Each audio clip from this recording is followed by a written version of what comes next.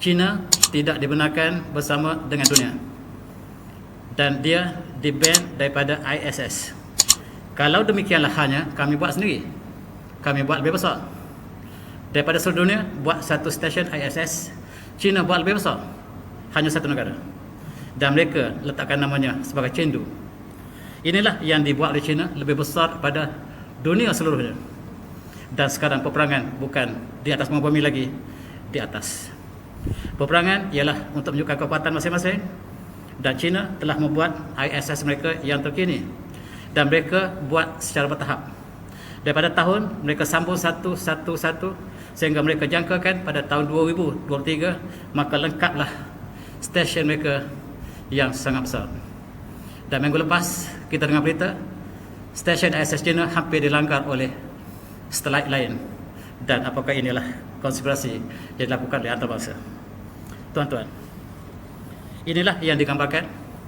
Mereka mempunyai teknologi yang sangat mencabar dunia hari ini, dan mereka juga sedang mencipta bulan tiruan.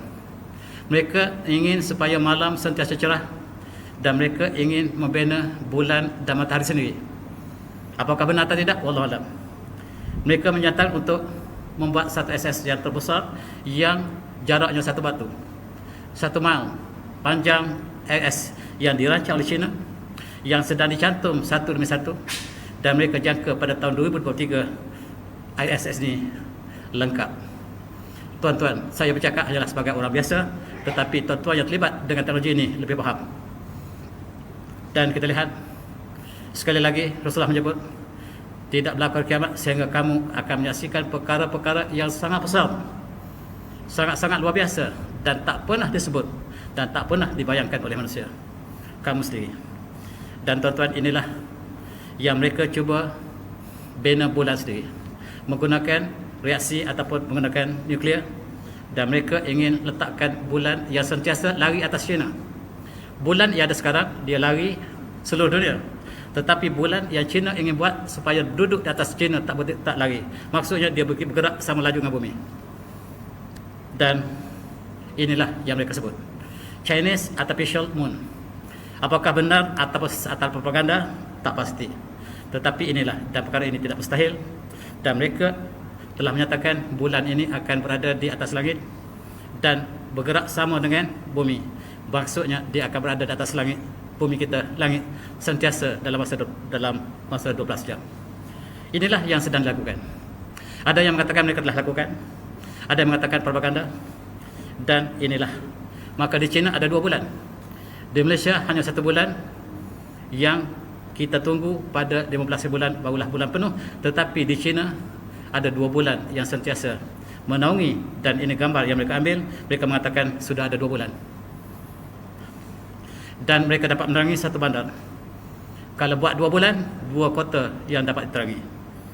Dan inilah yang mereka rancang. Kedua ialah untuk membuat matahari baru, matahari palsu, matahari artificial, dan mereka mengadakan tindakan nuklear untuk menghasilkan cahaya yang mereka tiru daripada matahari.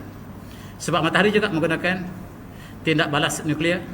Di antara gas yang terdapat di matahari, khususnya nitrogen dan helium, mereka tiru di bawah. Dan matahari mereka barangkali tidak sehebat apa yang Allah ciptakan, tetapi mereka sudah mencuba, dan ialah tempat jana kuasa mereka yang mereka membina matahari kedua. Dan apa yang mereka lakukan inilah perkara yang tidak pernah dibayangkan satu masa dulu. Sama ada benar atau palsu itu kita tidak pasti, tetapi mereka telah bercakap tentang perkara yang sangat besar. Tuan-tuan, inilah yang kita sebut.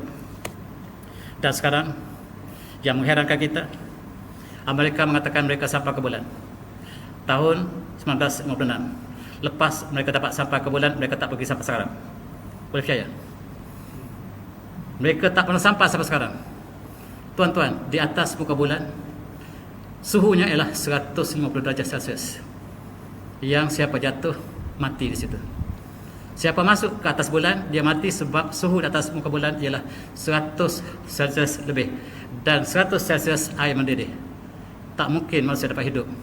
Dan mereka mengatakan dia sudah sampai di situ, dan fakta dunia mengatakan Amerika sudah sampai. Tetapi cuba kita fikir, Mereka sudah sampai dengan teknologi yang tahun 80-an. Sampai sekarang mereka tak pernah ulang sekali lagi. Sepatutnya mereka sudah ada bangunan di atas bulan. Kalau mereka berjaya betul-betul tahun 66 dulu. Dan mari kita berfikir sedalam-dalamnya.